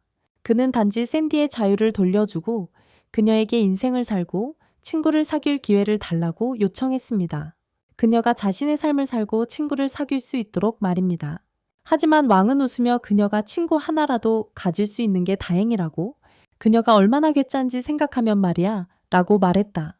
하지만 그가 떠나려고 일어서자 헤이에가 그의 정부 사진을 보여주며 그의 불륜 사실을 그의 아내에게 알리겠다고 협박했다. 한편 지는 그의 부탁을 들어준 것에 대한 보상으로 헤이의 전화를 기대하며 흥분해서 기다렸지만 대신 할아버지 생일을 알리는 전화가 왔다. 바로 그때 텔레비전에서 샌디가 혼수 상태에서 깨어나서 너무나 활력이 넘쳐 카메라를 잡고 헤이에게 병원 밖으로 나와서 자신을 보라고 소리쳤다는 뉴스가 나왔다. 병원 입구에는 사진을 찍으려는 기자들과 헬리콥터들이 때로 몰려 있었다. 헉, 근데 그가 할머니 휠체어를 미는 평범한 사람인 척 몰래 들어갔대요. 병원에 사람들 사이를 헤치고 샌디의 병실에 도착해서 약속대로 그를 사랑의 여신에게 소개했어요. 많이 타다가 입병하고 나타나서 하루 동안 세계 여행을 시켜줬대요.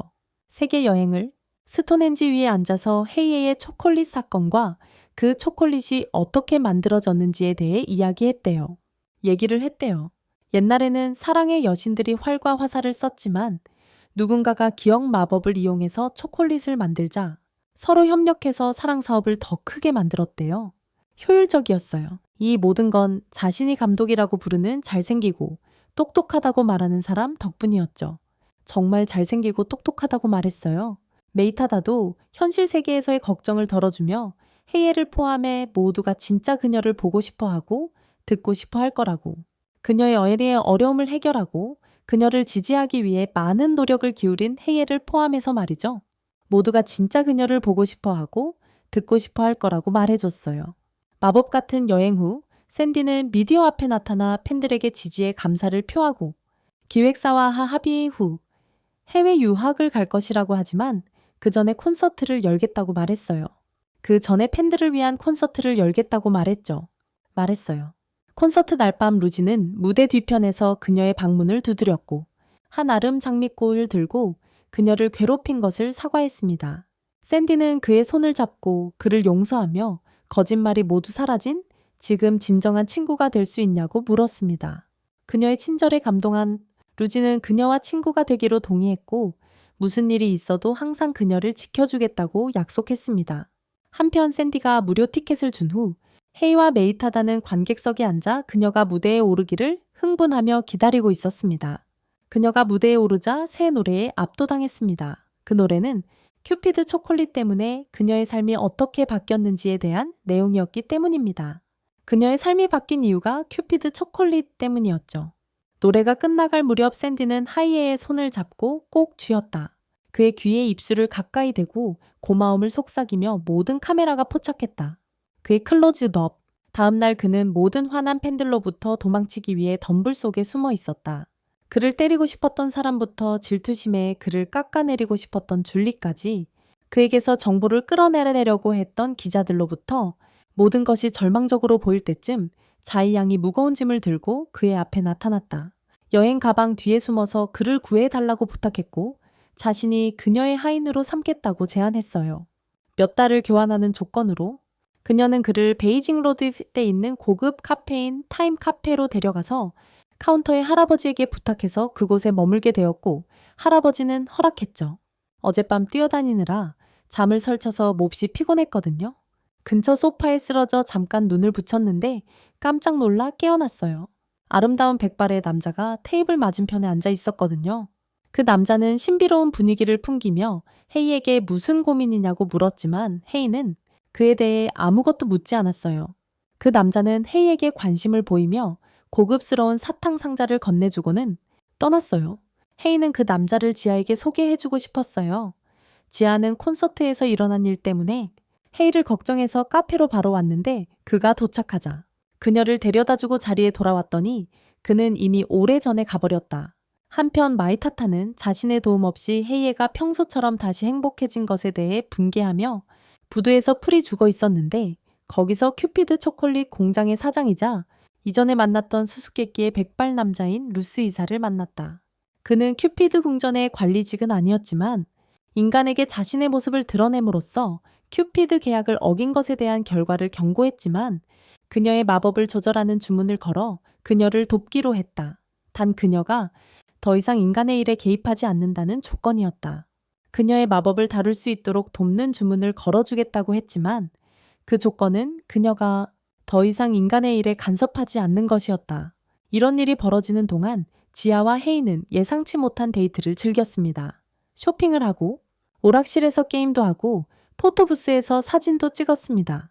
하지만 집으로 돌아가는 길에 애니메이션 축제에서 시위 안에 드레스를 망친 여자아이 중 한 명이 이끄는 무리의 폭력배들에게 습격을 받았습니다. 하지만 헤이는 물러서지 않고 자신의 쿵푸 실력을 보여주며 빠르고 정확한 움직임으로 모두를 제압했습니다. 경찰이 와서 그들을 체포할 때까지 말이죠. 지아가 그의 멋진 움직임에 감탄하자 진술을 받던 경찰관은 그것은 당연하다고 말했습니다. 어쩌면 당연한 일이었죠. 헤이가 경찰서장의 아들이었으니까요.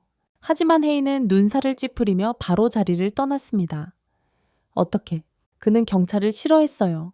지아와 둘이 놀이터에 있을 때 그는 자신의 과거 이야기를 했어요. 부모님처럼 경찰이 되고 싶었던 이야기. 하지만 부모님의 직업 때문에 결국 모든 것이 바뀌었어요. 부모님은 너무 바빠서 그를 돌볼 시간이 없었고 그는 생일과 휴일을 혼자 보내야 했어요. 범죄자들이 집을 공격했을 때도 다른 사건을 처리하느라 그를 구하러 오지 않았어요. 다른 곳에서 다른 사건을 처리하고 있었거든요. 하지만 그에게는 채의 선생님을 만난 후 한 줄기 빛이 비쳤어요. 차의 선생님은 그를 친자식처럼 돌봐주었고 심지어 부모님과의 관계를 회복하려고 노력했어요. 그와 그의 부모님 사이에 그리고 그녀가 해준 일에 대해 그가 그녀를 사랑했지만 그의 삶에는 거의 아무것도 바뀌지 않았기에 그녀 앞에서는 따뜻하고 사랑이 넘치는 가정을 꾸린 것처럼 행동하려 했다. 그의 이야기를 들은 지아는 눈물을 터뜨리며 그를 껴안고 자신이 그녀와 다른 소녀들이 가장 힘든 순간에 도움을 주고 싶었기에 그의 꿈을 이루도록 옆에 있고 싶다고 말했다. 헤이는 그녀를 꽉 껴안고 아주 작은 목소리로 고맙다고 속삭였다. 멀리서 그 감동적인 장면을 지켜보던 마이타다도 눈물을 흘리며 날아가면서 두 사람이 그렇게 가까워지는 것을 보고 가슴에 날카로운 통증을 느끼는 이유를 궁금해했다. 그리고 왜 그런지 궁금해했다. 해예 없이 자신의 미래를 걱정하던 그녀에게 신에게서 온 옛 구해자 크로그가 그녀가 여러 번 거부했던 영역이 그녀 곁에 나타나 그녀를 되찾으러 왔다. 집으로? 하지만 사실 그녀는 그저 헤이의 곁에 머물고 싶었을 뿐이었다. 한편 지아와 슈엔은 다시 한번 애니메이션 축제에서 만났다. 하지만 이번에는 슈엔이 코스프레 대회를 위한 새로운 팀원들을 지아에게 소개했고 신이 나서 코스튬을 입는 슈엔을 보며 지아는 친구들과 함께 코스프레를 할 수 있다는 사실에 자랑스러워했다. 하지만 이번에는 슌이 그녀를 새 팀원들에게 소개했어요. 코스프레 대회를 위해서. 신나서 의상을 입으며 지아가 자랑스럽게 느끼게 만들었어요. 이제 친구들과 함께 코스프레를 하게 된 것을 안타깝게도 슈에는 의상용 왕관을 학교에 두고 왔어요. 그래서 밖에 비가 많이 오는데도 서둘러 가지러 갔어요. 하지만 늦을 것 같자 자야가 시간을 벌어주려고 하녀 복장을 하고 대회에 참가하겠다고 나섰고 슈엔의 왕관을 가지러 학교의 헤이에게 부탁했어요. 캠퍼스에서 헤이는 슈엔에게 돌아가는 길에 메이타다를 만났고 그녀가 눈물을 흘리며 자신을 껴안자 놀랐어요. 그녀는 운동장에서 있었던 일 후에 헤이가 자야와 사랑에 빠졌다고 생각했고 신들의 세계로 돌아가고 싶지 않았어요. 하지만 헤이는 자기와 자야는 연애 관계가 아니라고 말해서 그녀를 정신 차리게 했어요. 그녀의 우울증을 듣고는 슈엔의 문제를 돕겠다고 할 만큼 흥분했습니다. 버스 정류장에 혼자 남은 슈엔은 포기하려던 찰나 자기 팀이 무대에 오를 차례라는 걸 깨달았습니다. 이미 자기 팀의 무대 차례였습니다. 하지만 헤이가 와서 그녀의 머리에 왕관을 씌워 주었습니다. 헤이는 슈엔을 업고 애니메이션 축제로 향했고 지아는 시간을 벌기 위해 메이드 쇼나로서 민망한 판타지 장면을 연기했습니다. 지아는 결국 무대에 극적으로 등장하여 관객을 감탄시키는 연기를 계속했습니다. 지아는 무대에 극적으로 등장하여 연기를 계속했습니다. 관객들에게 감명을 주기 위해서였습니다. 슈에는 지아의 이마에 키스하고 팔을 감싸 안은 채 칼을 하늘로 향하며 악의 왕 도르사를 물리치겠다고 맹세했습니다. 퀸으로서의 연기의 일부였습니다. 하늘을 향해 칼을 겨누며 악의 왕 도르사를 물리치겠다고 맹세하는 것은 퀸으로서의 연기의 일부였습니다. 또렷이 관객들은 흥분하여 함성을 질렀고 카메라 플래시가 순간을 포착하려고 쉴 새 없이 터져나왔다. 모든 순간을 행사 후 슈에는 지아에게 도움에 대한 감사를 표하며 자신이 무척 아끼던 메이드복을 선물했다. 그녀가 정말 소중히 여기던 헤이는 칭찬을 쏟아부으며 그녀가 받아들이도록 설득했고 곧 두 사람은 서로만의 세계에 빠져들었고 슈에는 조금 어색해져서 그들을 혼자 두고 사라졌다. 조금 불편해져서 그들을 혼자 남겨두고 떠났다. 집으로 돌아온 헤이는 택배 배달 때문에 휴식을 방해받았다. 하지만 문을 열자 그는 엄청난 양의 상자 더미에 파묻혔다. 마이타다는 자신이 주문한 모든 택배가 도착해서 기뻐하며 헤이에게 이것들이 곧 있을 학교 야영 수련회 간식이라고 말했다. 하지만 학교에서 짐을 싸던 헤이는 대부분의 간식이 제대로 된 식사 대용이 될 수 없다는 사실에 스트레스를 받았다. 그때 지아가 교실에 들어와 구석에 빨간 얼룩이 묻은 종이에 이름을 쓰라고 부탁하며 나중에 조 편성을 위한 추첨용이라고 말했다. 알고 보니 그것은 모두 슈엔이 지아와 헤이와 같은 조가 되기 위해 계획한 일이었다. 하지만 리니안이 이 사실을 엿듣고 빨간색 매직으로 추첨 결과를 조작할 계획을 세웠다. 하지만 리니안이 이걸 엿듣고 빨간 매직으로 추첨을 망칠 계획을 세웠다. 공식 추첨에서 슈엔은 모서리에 빨간 얼룩이 있는 종이가 여러 장 있는 것을 보고 놀랐고 결국 모든 종이를 가져가지야 헤이 위안을 그녀의 조언으로 만들었습니다. 캠핑장으로 가는 길에 여자들은 헤이와 더 가까이 있고 더 많은 시간을 보낼 사람을 두고 계속 싸웠습니다. 헤이와 지아를 엮는 것을 전적으로 지지하며 위안이 그와 단둘이 시간을 보내려는 계획을 계속 방해했습니다. 슈엔 자신도 그에게 로맨틱한 감정을 가지고 있었음에도 불구하고요.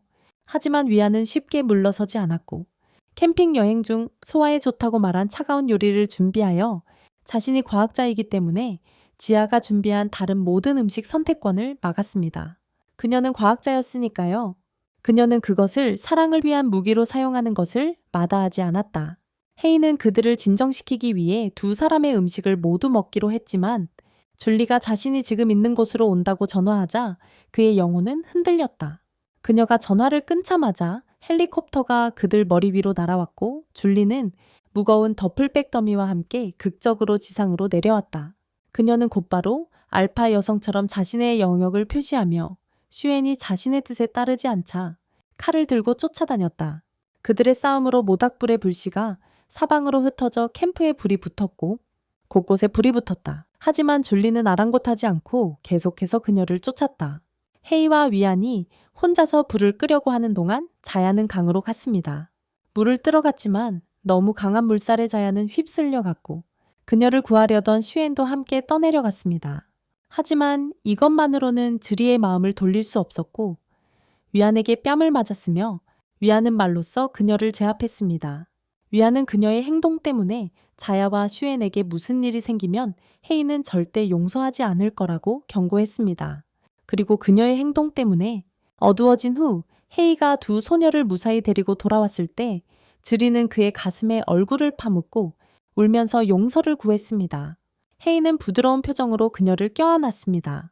이 장면을 보고 자야는 줄리가 자신을 얼마나 사랑하는지 깨닫고 다시 슬퍼졌습니다. 자신이 그와 그의 어린 시절 첫사랑 사이에 방해가 되고 싶지 않았기 때문입니다. 새로운 모닥불 주변에 자리를 잡자 헤이가 줄리를 찾아주고 잘 돌봐준 원에게 감사를 표하며 원에게 캔 음료를 건넨 후 미소를 지었습니다. 그에게 캔 음료수를 건네주고 난 후에요. 모두 무사히 해결된 것에 감사하며 안전을 기원하며 건배했습니다. 하지만 그들의 고난은 끝나지 않았습니다. 하지만 그들의 시련은 결코 끝나지 않았습니다. 메이타타는 멀리서 그들을 지켜보며 자신이 그들을 따라왔음에도 불구하고 아무것도 할 수 없었던 것에 실망했습니다. 그녀는 그곳까지 따라왔지만 아무것도 할 수 없었던 자신에게 실망했습니다. 헤이에가 더 이상 자신을 필요로 하지 않는다고 생각하며 눈물이 맺혔습니다. 한편 원은 텐트가 타버렸기 때문에 침낭 2개를 꺼냈고 함께 쓰자고 제안했어요. 여자아이들은 상황 아니면 기회를 재빨리 이해했죠. 자신들에게 주어진 기회를요.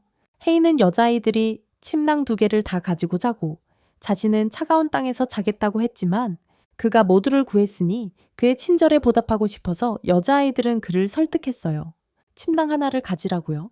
하지만 줄리는 좀 더 뻔뻔하게 그에게 같이 자자고 졸랐어요. 결국 그들은 침낭들을 펼쳐서 모두 함께 잘 수 있는 큰 매트를 만들었어요. 별 아래서 함께요. 줄리와 헤이가 스스럼 없이 껴안고 있는 모습을 보고 질투심에 지하는 몸을 돌렸다. 잠결에 헤이를 팔로 감싸안은 헤이는 그저 얼굴만 붉혔다. 새벽이 밝았고 헤이와 여자아이들은 잠에서 깼지만 눈을 뜬 지 얼마 되지 않아 줄리와 시아는 이미 서로 목에 달라붙어 줄리가 너무 과하게 헤이에게 들이댄다고 다투고 있었다. 너무 스킨십이 심하다고. 싸움에 방해가 된다는 이유로 줄리가 지아의 드레스를 나뭇가지로 찢으면서 상황은 더욱 악화되었다. 그녀의 싸움에 방해가 되어서 설상가상으로 어제 일로 열이 난 위안은 수업 캠프장으로 가는 길을 안내하기 위해 지도를 보던 중 정신을 잃었다. 나중에 그룹을 캠프장으로 안내할 지도를 보는 중에 나중에 줄리가 헤이에가 위안의 이마에 손을 얹는 것을 보자 어젯밤 위안이 자신에게 했던 말이 떠올랐고 위안이 이 모든 일의 원인이 된 자신을 미워할 거라고 생각했다.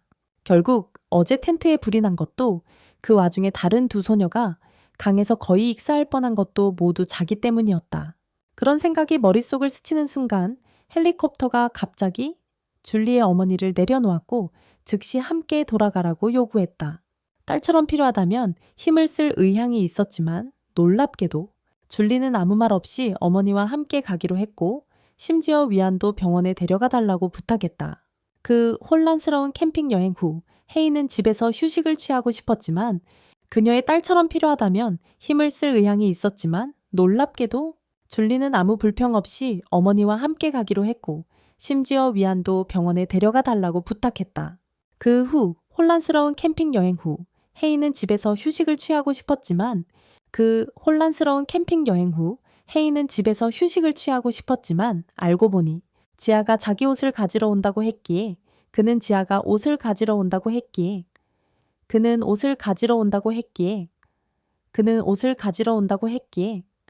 그는 매우 꼼꼼하게 청소하고 있었다. 줄리와의 사건 당시 찢어진 드레스를 가리기 위해 사용했던 자신의 옷을 돌려주러 온다고 했기 때문이다. 그때 문소리가 나자 그는 곧바로 문을 열었는데 지하인 줄 알았지만 장동이라는 것을 알고는 엄청 당황했다. 그는 문을 닫으려 했지만 장동은 손과 발을 틈 사이로 집어넣었다. 결국 헤이에는 어쩔 수 없이 그를 손님으로 맞이할 수밖에 없었다. 장동은 줄리의 마음에 대한 그의 대답을 어떻게 할 건지 물었다. 특히 그녀의 전 남자친구 디유의 지지안이 돌아온 지금 헤이는 여전히 확신하지 못하고 있었다. 무엇을 해야 할지에 대해 말하며 화가 나서 그를 벽으로 밀치게 만들었어요. 그는 자신의 소극적인 태도 때문에 줄리만 힘들게 하는 것이며 제대로 된 답을 주지 않는 것은 그들의 감정 가지고 노는 것과 같으니 결국 지아도 힘들게 할 거라고 말했어요. 그들의 감정 가지고 노는 것이라고 말했어요. 활짝 열린 문 너머로 지아가 모든 것을 듣고 보게 되면서 상황이 매우 어색해졌고 장동은 화를 낸 후 그들을 두고 떠났어요. 긴장된 분위기였지만 헤이는 지아를 편안하게 해주려고 최선을 다해 웃어넘겼지만 이제 그녀는 장동과 줄리의 관계가 궁금해졌어요. 그녀와 줄리의 관계가 궁금해졌어요. 헤이는 어릴 적 자신과 줄리가 자주 시간을 보냈다고 말했어요. 부모님이 항상 집을 비우셔서 이웃집 아이들과 어울렸어요. 그는 그 기억들을 자신이 보낸 가장 따뜻하고 행복했던 시간으로 돌이켰습니다. 그녀와 함께. 하지만 시간이 지나면서 지리즈우리는 변했고 그와 더 경쟁적으로 변했고 그녀가 자신의 곁에 있는 것을 진정으로 즐기지 않는다고 생각해서 그를 더 멀게 느끼게 만들었습니다. 그의 곁에 중학교 시절 이미 그들 사이에는 큰 갈등이 있었지만 장동은 그 어색함이 만든 간극을 메우고 그 틈을 연결한 사람은 그들의 활기찬 성격으로 서로를 이해했고 결국 그들의 것을 완성했어요. 트리오. 하지만 줄리가 두 US와 데이트를 시작한 후 다시 모든 게 엉망이 되고 말았어요. 그들은 어디를 가든 팔짱을 끼고 함께 시간을 보냈다. 그녀가 그를 그들 앞에서 자랑할 때 그녀는 아주 수줍게 행동하며 심지어 흉내까지 냈어. 그녀가 헤이를 모른다는 걸 일부러 그에게 들이대려고 한 거야. 새해 파티 밤에 듀에가 학교 전체에 선언했어요. 그는 여자친구 모모와 약혼했었고 줄리를 버리고 모두에게 말했어요. 그녀는 그들이 연애 중인 것처럼 행동하고 있었을 뿐이었어요. 관계, 늘 오만하다고 생각했던 학생들은 그녀를 뻔뻔하다고 부르며 학교에서 그녀를 피하기 시작했어요. 그녀를 외면했죠. 공개적으로 차이고 나서 그녀는 우울증에 빠졌고 상황이 너무 심각해져서 학교를 그만두고 방에 틀어박혔습니다. 그때부터 그녀는 얀델의 성격을 가지게 되었고 헤이에게 미쳐 사랑에 빠졌습니다. 사실 어느 날 그가 그녀를 방문했을 때 줄리는 미친 듯한 표정으로 그에게 격렬하게 키스하며 그에게 자신이 그동안 해왔어야 할 모든 사랑을 쏟겠다고 말했습니다. 말입니다. 이 감정적으로 격한 이야기를 들은 지아는 헤이가 줄리를 단지 친구로만 생각했는지 의심했습니다. 친구로만. 다음날 헤이는 줄리의 부탁으로 과일 바구니를 들고 병원에 있는 위엔을 방문하여 줄리가 올 수 없다고 어머니께서 매의 눈으로 그녀를 감시했어요. 그는 줄리가 드디어 위엔에게 친구를 찾은 것을 기뻐했고 그날 밤 그녀가 한 말이 그녀에게 분명히 큰 영향을 미쳤다고 말했죠. 그가 자신을 미워하지 않게 하려고 그녀와 줄리가 그랬다는 사실을 모른 채 말이에요. 학교에서 줄리는 지아를 쫓아내려고 일부러 그에게 달라붙었고 그가 시키는 대로 문자로 지아의 위치를 계속 알려줬어요. 그가 마침내 자신에게 로맨틱한 감정을 느끼는 거라고 생각하면서요. 하지만 사실 그는 그녀의 전 남자친구가 미친 짓을 할까봐 걱정했던 거였죠. 그녀에게. 하지만 바로 그때 줄리의 좋은 기분은 두유가 서 있는 것을 보자 갑자기 망쳐졌어요. 학교 정문 앞에서 꽃다발을 들고 그녀를 기다리고 있었다. 그녀는 유령이라도 본 듯 눈이 커지고 다리가 떨렸고 얼어붙은 몸을 억지로 움직여 그에게서 도망쳤다. 하지만 그는 어쨌든 골목길에서 그녀를 코너에 몰았다. 두유는 과거의 관계를 이용해 그녀의 어머니에게 회사가 파산 직전이니 재정적으로 지원해달라고 했다. 회사가 파산 직전이라며? 하지만 줄리는 고개만 숙이고 그의 요구에 순순히 따랐다. 다음날 그녀는 학교를 땡땡이 치고 방에 틀어박혔다. 하지만 그녀의 어머니는 이를 평소와 다름없는 그녀의 심술로 여기고 남자가 자신을 쫓아다닌다는 그녀의 말을 무시하고 내버려 두었다. 혼자 생각에 잠겨 그녀는 그날 밤 위안이 자신에게 했던 말을 떠올렸다. 새로운 결과를 얻으려면 자신을 바꿔야 한다는 말을. 그래서 전화가 울리자 그녀는 즉시 바다 두유에게 소리를 질렀다. 꺼져. 하지만 그는 그녀가 요구를 들어주지 않으면 헤이아이를 해치겠다고 위협하며 그녀가 항의하기도 전에 전화를 끊었다. 그녀는 그의 함정에 빠져 폐창고로 향하는 벤에 끌려갔다. 하지만 그녀는 그의 함정에 빠져버려진 창고로 있는 벤에 끌려갔다. 폐창고에. 두유의 손에 완전히 무력해진 그녀는 헤이아이가 자신을 구해주고 경찰에 신고할 거라고 말하며 강한 모습을 유지하려 했다. 헤이아이가 자신을 구하고 경찰에 신고할 거라고. 하지만 그는 그녀가 성인이었고 단지 2시간 전에 실종되었을 뿐이라 경찰이 그녀를 찾지 못할 거라고 말했습니다. 게다가 그는 그녀의 전애인이었고 그녀는 말썽꾸러기였던 전력이 있었고 그래서 아무도 그녀의 사건에 신경 쓰지 않을 것입니다. 적어도 오랫동안은 말이죠. 그녀의 어머니에게 자신의 회사를 지원해달라고 부탁하려던 그의 시도가 실패로 돌아가자 그는 그녀의 누드 사진을 찍어서 협박에 이용하기로 했습니다. 하지만 다행히도 메이타타가 그녀가 끌려간 곳을 보고 헤이아이를 구출했습니다. 불법 감금에 대한 처벌이 두유에게는 충분하지 않다고 생각한 헤이아이는 그에게 몇 가지 추가적인 범죄 혐의를 더해 제대로 처벌하려고 했습니다. 불법 감금에 대한 처벌이 두유에게는 충분하지 않다고 생각하여 헤이아이는 그의 죄목에 몇 가지 추가적인 범죄 혐의를 더해 진정으로 처벌하려고 했습니다. 그를 자신의 안전을 위험에 빠뜨리면서까지. 그 후 그는 창문을 깨고 착지하며 마치 마블 히어로처럼 창고 안으로 들어갔습니다. 그들의 눈앞에서 말이죠. 하지만 줄리의 무릎에 난 상처와 찢어진 드레스를 보자 그는 분노에 휩싸였습니다. 하지만 두유는 재빨리 줄리를 방패로 삼고 자신의 깡패들을 시켜 그를 폭행했습니다. 메이타타가 바로 위에서 모든 것을 폰으로 녹화하고 있다는 사실을 모른 채 울음을 참으며 한 대씩 맞고 있는 줄리도 모른 채 말이죠. 헤이아이는 저항하려는 충동을 억눌렀지만 깡패 중 한 명이 접이식 의자로 그를 치료하자 줄리가 그의 앞을 막아섰고 대신 맞아 피를 흘렸습니다. 머리에서 뚝뚝 떨어져 바닥으로 흘러내렸다.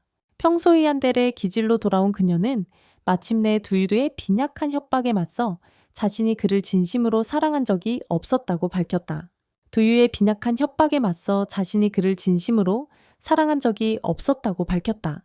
그녀는 처음으로 그에게 문을 쾅 닫았던 때 자신과 헤이아이 사이의 균열이 시작되었던 것을 기억했다. 어머니가 그의 애정을 얻고 싶다면 모든 면에서 그보다 뛰어나야 한다고 말했기 때문이다. 그래야만 그의 애정을 얻을 수 있다고 말했기 때문이다. 어린 시절 그녀는 이 충고를 진지하게 받아들였지만 그는 단순히 그녀보다 뛰어났고 마침내 포기하고 그녀가 이기도록 내버려 두었다. 비록 어머니는 그녀가 모든 일에 뛰어나게 잘하는 것을 칭찬했지만 그녀는 결코 행복하지 않았다. 그녀와 헤이아이는 점점 멀어져 갔고 그녀의 자존심은 그녀가 그에게 고백하도록 허락하지 않았기 때문에 오해는 계속 이어졌어요. 몇 년 동안이나. 중학교 때 발렌타인데이에 줄리는 직접 만든 초콜릿을 헤이아이에게 주려고 했지만 복도에서 그를 만나자 부끄러워서 그에게 주는 게 아니라고. 부인하고 화가 나서 쿵소리를 내며 도망가 버렸어요. 선배 중 한 명에게 줄 거라고 말하면서요. 그냥 교실에서 울고 있는데 창문 너머로 두유의 모습이 보였고 그에게 초콜릿을 주기로 즉흥적으로 결정했어요. 즉 헤아이는 줄리에게 두유의 대체제가 아니었고 처음부터 두유가 차였을 때 반동으로 만난 사람이었어요. 줄리에가 드디어 헤이아이에게 하고 싶었던 말을 꺼냈다. 나 눈물을 글썽이며 사랑해 라고. 두유는 도저히 받아들일 수 없었다. 자존심이 허락하지 않았다. 그래서 그는 그녀에게 새해 파티에서 겪었던 굴욕을 상기시켰다. 파티에서. 하지만 헤이아이는 그의 행동에 질렸고 줄리에게 지난 몇 년간 소극적이었던 것과 화를 너무 많이 내서 그녀의 마음을 보지 못했던 것을 사과했다. 그녀의 마음을? 그녀는 그의 가슴에 파묻혔고 그는 그녀의 머리를 쓰다듬으며 그들만의 작은 세상에서 그 순간을 만끽했다. 두유는 수치심과 분노에 휩싸였다. 그가 방역하기도 전에 배경에서 마이타다는 녹화된 영상을 도시의 모든 휴대폰으로 보내 그의 음모를 폭로했습니다. 헤이아이는 부드러운 쿵푸 실력으로 깡패들의 모든 공격을 되돌려 주었고 줄리에는 그들을 거품을 물도록 더 패서 혼쭐을 냈습니다. 곧 경찰이 와서 그들을 체포하여 수갑을 채우고 데려갔습니다. 두유는 진나고자답게 어떻게든 칼을 움켜쥐고는 헤이아이를 기습하려 했습니다. 하지만 주리가 칼날로부터 그를 막아섰고 대신 칼에 찔렸습니다. 경찰은 누군가 구급차를 부르라고 소리쳤고 헤이아이는 그의 손을 주리의 상처 위에 얹고 배에서 흘러나오는 피를 필사적으로 막으려 했습니다. 죽음 직전 가면을 버리고 줄리는 그에게 모든 것을 솔직하게 말했습니다. 그를 사랑한다고 그리고 모든 것에 감사하다고 말하며 피 묻은 손가락으로 그의 얼굴을 살짝 스치며 생을 마감했습니다. 병원에서 샤는 자신이 더 빨리 그녀의 마음을 알아채지 못했다며 자책하는 헤이아이를 위로하려 했습니다. 만약 알았더라면 이런 상황은 아니었을 거라고 생각하며 그가 만약 알았더라면 이런 상황은 아니었을 거라고 생각했기 때문입니다. 샤는 그에게 이것은 그의 잘못이 아니라고 말했습니다. 사람들은 종종 누군가를 더 강하게 사랑할수록 자신의 연애 감정을 표현하는 것을 주저하기 때문이라고. 그래서 줄리도 그에게 직접 말할 수 없었을 거라고 생각했습니다. 줄리의 부모님이 도착했을 때 그녀의 어머니는 그를 때리며 그가 그녀를 딸이 병원 침대에 누워 있었다. 하지만 아버지는 더 차분한 태도를 보이며 그를 따로 불러 무슨 일이 있었는지 정확히 물었다. 모든 것을 이야기한 후 그는 딸을 도와줘서 고맙다고 말하고 자신을 탓하지 말라고 했다.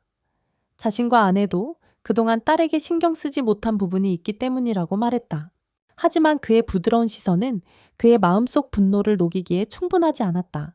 그러나 샤가 줄리에가 깨어났다고 알리자 그는 그제야 정신을 차렸고 눈물을 글썽이며 딸의 방으로 달려갔다.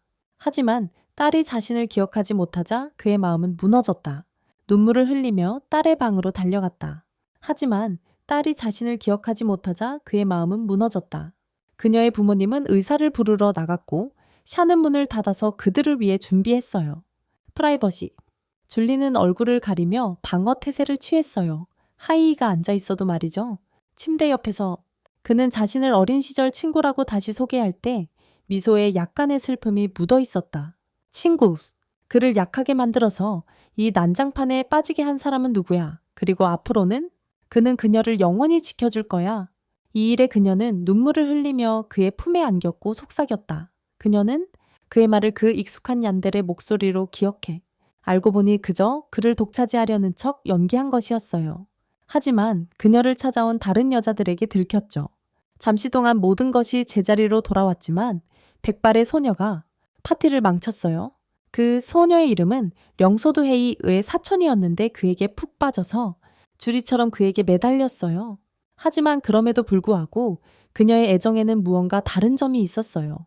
그녀의 등장은 첩실들을 자극했고 병실을 위협적인 기운으로 가득 찬 호랑이, 굴로 만들었어요. 여자들 사이에 전쟁터가 되기 전에 그녀와 헤이는 도망쳤어요. 그의 아파트로 최대한 빨리 달려가 그날 밤을 함께 보냈습니다. 다음날 아침 샌디는 예상치 못하게 헤이 집에 방문했고 의도치 않게 스캔들을 찾는 기자들을 몰고 왔습니다. 샤오두는 그녀의 열렬한 팬이었던 터라 자신에게 화가 났던 것을 즉시 잊어버렸습니다. 그와 가까워진 것에 대해서 말입니다. 하지만 헤이는 갑작스러운 방문에 감사했지만 다시 한번 스캔들의 주인공이 될까봐 풀이 죽었습니다. 그래서 다시 한번 스캔들의 중심에 서게 될까봐 걱정했습니다. 그래서 샤오두는 샌디와 함께 그들을 따돌릴 계획을 세웠고 그에게 여자로 변장해서 샌디의 여자친구로 가장하게 했습니다. 학교에서 서은이 그를 큰 소리로 비난하며 다시 한번 문제의 중심에 섰습니다. 샤오두가 자신과 다른 여자들에게 어떤 일이 있었는지 거짓말을 한 후 사촌과 잠자리를 한 것에 대해서 지난밤에 그들에게 무슨 일이 있었는지에 대해서 전과 달리 헤이는 그들의 의심과 비난을 풀려고 애쓰지 않았다. 왜냐하면 그는 이미 후궁들이 자신에게 했던 온갖 소동에 질렸기 때문이었다. 나중에 샤오는 옥상에서 샤오두를 불러 그녀와 헤이 사이에 무슨 일이 있었는지 그의 부모님과의 문제의 근본 원인 등에 대해 물었다. 헤이의 비밀을 그렇게 많이 알고 있다는 사실에 샤오두는 놀랐다. 이 일은 그녀를 더 공격적으로 만들었고 샤오두는 뒤로 물러서다 넘어졌고 자신이 헤이의 첫 여자친구라고 선언했다. 그 후 샤는 어쩔 줄 몰라 하는 위안과 슈엔에게 이 일을 이야기했고 장둥이 지나갈 때 물어보기로 했지만 그는 애매한 대답만 했습니다. 샤오두와 헤이가 사귀긴 했지만 이제 와서 헤이의 성격을 알 텐데 그를 의심할 필요는 없으니 직접 물어보는 게 낫다고만 말했습니다. 사점 근처 골목에서 샤오두가 그들의 대화를 엿듣고 있었고 카페에서 함께 술 한잔 하자며 그와의 관계에 대해 모든 것을 털어놓았습니다. 동시에 헤이는 메타텍에도 샤오두와의 관계를 설명했습니다. 그녀에게 차갑게 보일지라도 사실은 친절하고 다정한 사람이라고 말했어요. 따뜻한 마음씨를 가진 사람이라고요? 헤이가 어렸을 때 납치 미수 사건 이후 샤오두는 자신의 아파트에서 혼자 울고 있는 헤이를 발견했어요. 그는 소중히 여기던 경찰 배지를 쓰레기통에 버렸어요. 경찰이 되겠다는 꿈과 함께요.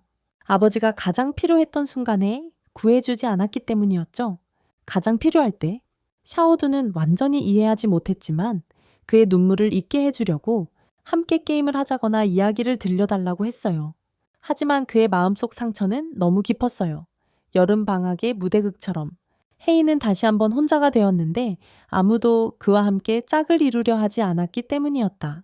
그리고 무심한 선생님은 그에게 모두의 시간을 낭비하게 만들지 말라고만 꾸중했다. 그의 공연을 기다리게 하지 말라고. 흐르는 매 순간이 그에게는 한 시간처럼 느껴졌지만 그의 모든 걱정은 전에 연극에서 여자친구 역할을 맡기로 한 샤오두가 귀여운 드레스를 입고 그를 응원하러 왔을 때 사라졌다. 그때부터 샤오두는 마치 언니처럼 그를 챙겼다.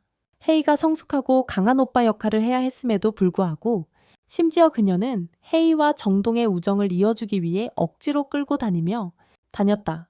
그녀는 심지어 헤이와 정동의 우정을 억지로 끌어주며 이어주었다. 청소 당번을 빼먹은 그를 다시 교실로 데려왔어요. 선생님께 꾸중을 들을 때 하이가 자기를 감싸주는 걸 우연히 들었어요. 방과 후에도 교실이 여전히 더러운 채로 남아 있었거든요. 그의 친절함에 감동한 그는 제대로 청소를 도왔고 곧 친구가 되었어요. 결국 그녀는 미국 유학을 가게 되었고 가끔 친척들을 만나러 고향에만 돌아왔어요. 고향에만요? 결국 여자애들은 그녀의 의도를 이해하고 오해했던 것을 사과했어요. 오해를 풀었어요. 이번에는 하이를 만나러 특별히 샤오두가 돌아왔어요. 그가 걱정되었어요. 하지만 드디어 여자아이들을 알게 되면서 이젠 그를 챙겨줄 친구들이 생겨서 기뻤어요.